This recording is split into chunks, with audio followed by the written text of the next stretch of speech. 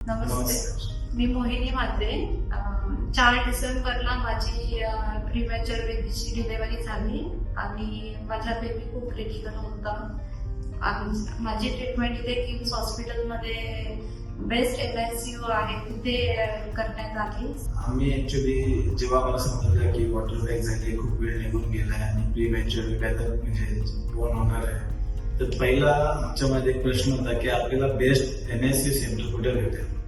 आणि आपल्या जवळला म्हणजे मी ठाण्याच्या थोडा जवळ राहतो, तर मी माझ्या लोकेशनला जवळ कुठे भेटेल तर मला किम्स हॉस्पिटलचं नाव सुचवण्यात आलं. आणि मी जेव्हा इथे प्रत्यक्ष जेव्हा इथे आलो तेव्हा जेव्हा बेबी बॉर्न झाला आमचा, तेव्हा हार्डली 3 मिनिट्समध्ये त्याला व्हेंटिलेटर देऊन तो NICU सेंटरमध्ये शिफ्ट झाला.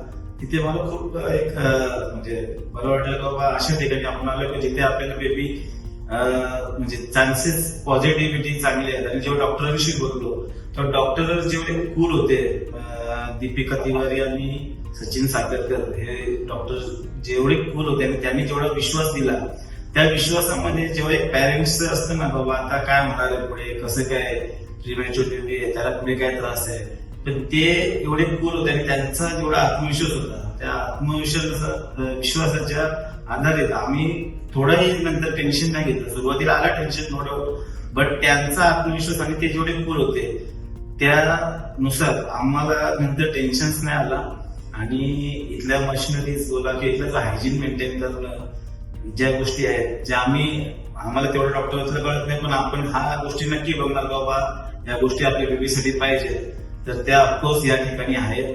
मी 100% खुश आहे का आमचं बेबी आज 68 डेज मध्ये पूर्ण रिकवर होऊन आम्ही त्यालाच घरी येऊन चाललोय.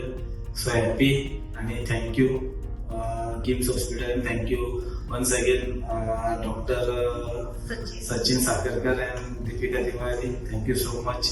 माझी डिलिव्हरी झाल्यानंतर पण माझी इथेच डिलिव्हरी करण्यात आली. तेव्हा पण मी 5 दिवस इथे स्टे केला, पण तेव्हाही मला खूप चांगले इथे सिस्टर वगैरे सगळ्यांचा चांगला सपोर्ट मिळाला. मी एक आवर्जून एक गोष्ट याच्यामध्ये नमूद करेन, प्रत्येक जण बेबीसाठी जेव्हा प्लॅनिंग करतो तेव्हा असं कोणाच्या नशिबी येऊ नये, पण जर आला तर त्यांनी 100% आपला बेबी चांगल्या ठिकाणी जाऊन आणि तो चांगला त्याची हेल्थ कशी राहील ऑफकोर्स ते बघितलं पाहिजे. त्यावेळेला असं कुठलाही डिसिजन घेण्या अगोदर तुम्ही नक्की विचार करा की बाबा आपल्याला आपला बेबी हा सुखरूप पाहिजे, ह्या गोष्टीकडे नक्की लक्ष दिलं पाहिजे. थँक्यू.